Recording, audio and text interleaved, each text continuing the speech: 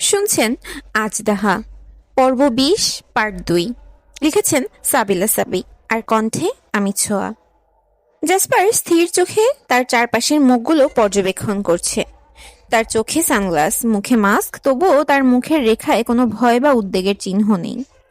একজন তীক্ষ্ণ ছুরির ঝলক তুলে ধরেছে তার দিকে, আরেকজন বন্দুকের নলের আঘাতে তাকে লক্ষ্যবস্তু করেছে।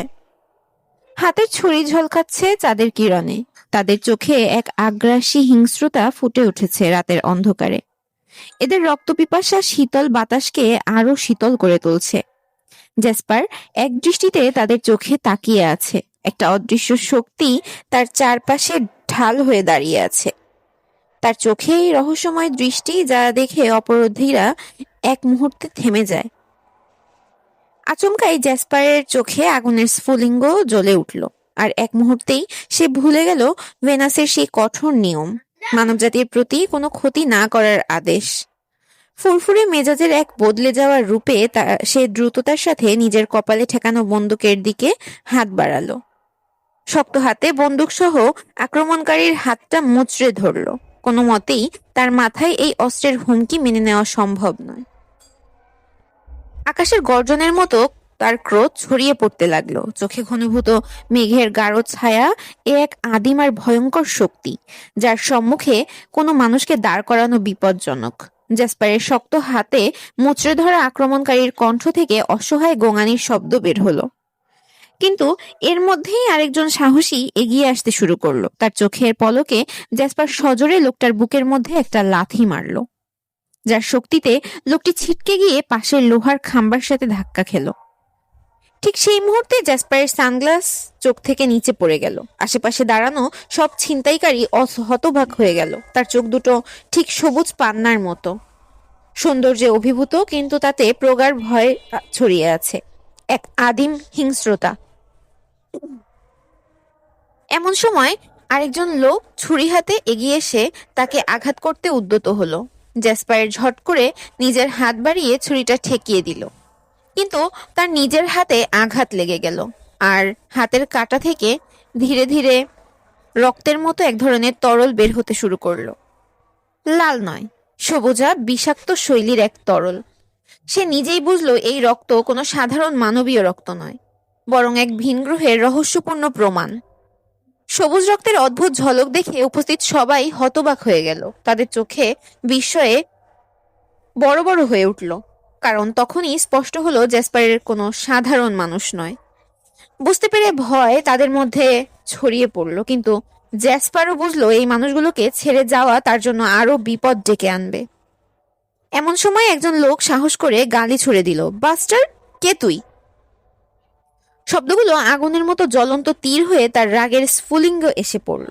মুহূর্তেই জ্যাসপারের ভেতর ধিকি ধিকি জ্বলে ওঠা ক্রোধের আগুন দাবানলের মতো ছড়িয়ে পড়ল। নিজেকে আর সংযত রাখতে পারল না। হঠাৎ তাদের সামনে তার মানব সত্তার সব বাঁধ ভেঙে গেল, আর সে ধারণ করলো নিজের আসল রূপ, এক ভয়ঙ্কর মহাকায় সবুজ ড্রাগন। তার ডানা বিশাল, আকাশ আচ্ছন্ন করে দেওয়ার ক্ষমতা রাখে, আর তার দাঁতগুলো তীক্ষ্ণ হিংস্রতার এক নগ্ন প্রকাশ। এই ভয়াবহ রূপ দেখে গুন্ডারা প্রায় বোবা হয়ে গেল।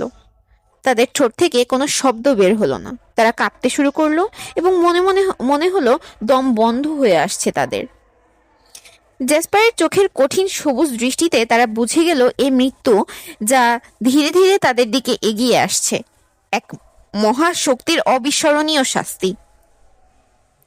গুন্ডাদের মুখে আতঙ্কের ছায়া স্পষ্ট হয়ে উঠল। হাত পা কাঁপতে শুরু করলো, আর তারা প্রাণ ভয়ে উল্টো পায়ে ছুট লাগালো। কিন্তু তাদের সেই নিরর্থক পালানোর চেষ্টায় মুহূর্তেই ইতি টানল জ্যাসপারের নৃশংস প্রতিশোধ। তার বুকের গভীর থেকে এক গর্জনের সাথে সেই আগুনের বিশাল গোলা ছুড়ে দিল তাদের দিকে, যেন দহনের শুদ্ধতায় তাদের সমূলে ভস্ম করে দেবার সংকল্পে। আগুনের গোলাটি ধেয়ে গেল বাতাস চিরে, আর তাদের শরীর ছুঁতেই জ্বলন্ত স্ফুলিঙ্গের কণা তাদেরকে চারিদিক থেকে ছড়িয়ে দিল। মুহূর্তের ভেতরেই সেই গলন্ত অগ্নিশিখা তাদের শরীরকে গ্রাস করল। চিৎকার করার মতো সাহসটুকুও তাদের হারিয়ে গেল। জ্যাসপারের চোখে আগুনের আলো প্রতিফলিত হচ্ছিল। সে মৃত্যুর দেবতারূপে নেমে এসেছে এই নির্বোধ মানুষগুলোর দম্ভকে চূর্ণ করতে। ভেনাসের কঠোর শাসন ভঙ্গ করে 6 জন মানুষকে হত্যা করায় জ্যাসপারের ঘাড়ের ট্যাটু সতর্ক সংকেতের আলোয় ধকধক করতে লাগলো। প্রতিটি সিগন্যাল জানান দিচ্ছিল পৃথিবীতে তার অস্তিত্বের সময়সীমা ফুরিয়ে আসছে। তার শরীরের জন্য এখনই প্রয়োজন একমাত্র বায়োকেমিক্যাল যা রক্তকে স্থিতিশীল রাখতে পারে। কিন্তু এই সংকটময় মুহূর্তে কি করবে তা স্থির করতে পারছিল না জ্যাসপার। মাথার ভেতর ঝড় বইছিল। প্রান্তরাহিত এক শূন্যতার মাঝে দাঁড়িয়ে থাকা নিজেকে অসহায় বোধ করল। শেষমেশ নির্জনতা ভেঙে হঠাৎ এগিয়ে চলল সামনের দিকে। ঝড়ো পায়ে চলতে চলতে লেকের ধারে এসে পৌঁছল সে। সেখানে এক তরুণী দাঁড়িয়ে ছিল, গভীর রাতে একাকী, কোনো গাড়ির জন্য অপেক্ষমান। তার অবুঝ চোখে পৃথিবীর নিষ্পাপতা আর নির্বুদ্ধিত মূর্ত হয়ে উঠেছিল। জ্যাসপার পলকহীন দৃষ্টিতে তাকিয়ে রইল তার দিকে, আর ক্রমশ তার মনের গহীনে ছায়া ফেলতে শুরু করলো অশুভ এক অভিপ্রায়। Hi beautiful. জ্যাসপারের কণ্ঠস্বর রাতের নিস্তব্ধতাকে ভেদ করে মেয়েটির অন্তরে ঢুকে পড়ল। মেয়েটি তাকিয়েই থমকে গেল, বিস্ময়ে অভিভূত। জ্যাসপারের সবুজ চোখ দুটো অনন্ত রহস্যে ভরা, আর রক্তিম বেগুনি ঠোঁট দুটো তার হাসিতে শীতল আগুনের মতো জ্বলছে। এক স্বর্গীয় সৌন্দর্যের অবতার তার সামনে এসে দাঁড়িয়েছে। মেয়েটির মনে হলো এ বুঝি কোনো দেবতার মূর্ত প্রতিমা, কোনো স্বর্গীয় রাজকুমার। জ্যাসপার হালকা হেসে বলল, বলছিলাম এত রাতে গাড়ি পাবেন না, আমার গাড়ি ওখানে দাঁড়ানো আছে, আসুন পৌঁছে দিই আপনাকে। মেয়েটি নিজের মুগ্ধতা সামলাতে পারছিল না, কোনো কথা বলার ক্ষমতা হারিয়ে তার সঙ্গেই হাঁটতে শুরু করলো। প্রতিটি পদক্ষেপে এক অপরিচিত তীব্র আকর্ষণের মধ্যে জড়িয়ে পড়ছে। তার মনে পড়ল না এমন অপরিচিত কারোর প্রতি এত গভীর মোহের শিকলে বাঁধা পড়ার অনুভূতি। জ্যাসপারের পেছনে পেছনে এগিয়ে চলল। তার উপস্থিতিতে রাত আরো গভীর, আরো গাঢ় হয়ে উঠল। জ্যাসপার ধীরে ধীরে গাড়ির দরজা খুলে ধরল। এ যেন এক রাজকীয় আমন্ত্রণ। মেয়েটি তন্ময় হয়ে গাড়ির ভেতরে বসে পড়ল। তার হৃদয় এক অপার কৌতূহলে আটকে গেছে। জ্যাসপার নিজের ড্রাইভিং সিটে গিয়ে বসলো, চাবি ঘুরিয়ে ইঞ্জিনে প্রাণ দিল, আর এক চমৎকার বাঁকা হাসি তার ঠোঁটে খেলে গেল। তাও অ্যাড্রেস কোথায়? জ্যাসপার চোখের কোণায় রহস্যময় দৃষ্টিতে তাকিয়ে প্রশ্ন করলো, কণ্ঠে এক গভীর সুর। মেয়েটি একটু থমকালো, তারপর মুগ্ধতায় আচ্ছন্ন হয়ে মৃদু কণ্ঠে বলল, আপনি যেখানে নিয়ে যাবেন। জ্যাসপার শুনে সামান্য মুচকি হাসল। মনে হলো এই ছোট্ট পৃথিবীতে এই অনুরোধ তার বহু পরিচিত। সে হাসিতে ছিল অন্ধকারে মোড়ানো এক নিষ্ঠুর আমন্ত্রণ, যা প্রতিধ্বনিত হচ্ছিল তার গভীর চোখের সবুজ অরণ্যে। গাড়ি ধীরে ধীরে সামনে এগোলো, আর রাত আরো রহস্যময় হয়ে উঠল। এ এক অজানা যাত্রা, যেখানে প্রত্যেকটি মুহূর্তে ঝুঁকি, অথচ একই সাথে অপ্রতিরোধ্য মোহ। অবশেষে গাড়িটি এসে থামলো মেয়েটির বাড়ির সামনে।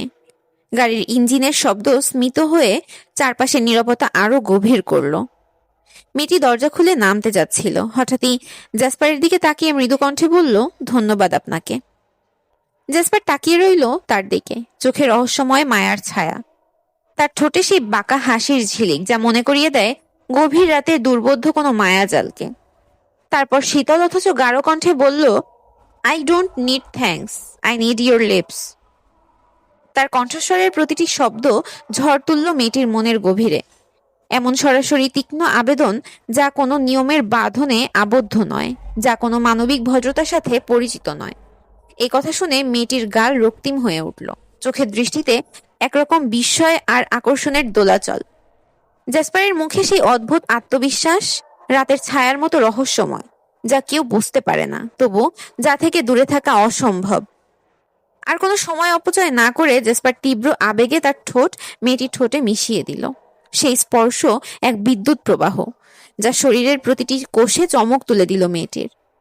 ঠোঁটের উপর সেই ঠোঁট, সেই গাঢ় গভীর চুম্বনে ছিল এক ধরনের অপ্রতিরোধকার অধিকার, এক অবর্ণনীয় শক্তি, যা তাকে মুহূর্তেই জড়িয়ে ধরল।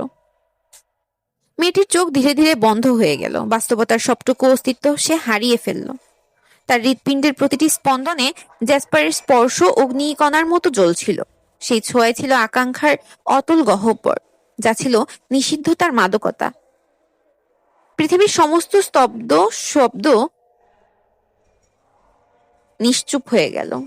কিছুক্ষণ পর জেসপার অনুভব করলো তার ঘাড়ের ট্যাটুটি এখনো সিগন্যাল দিচ্ছে, এক অশনি সংকেত হিসেবে। মনে হলো তার শরীরে বায়োকেমিক্যাল প্রবেশ করছে না, যা তার জন্য বাঁচার এক আবশ্যকীয় উপাদান।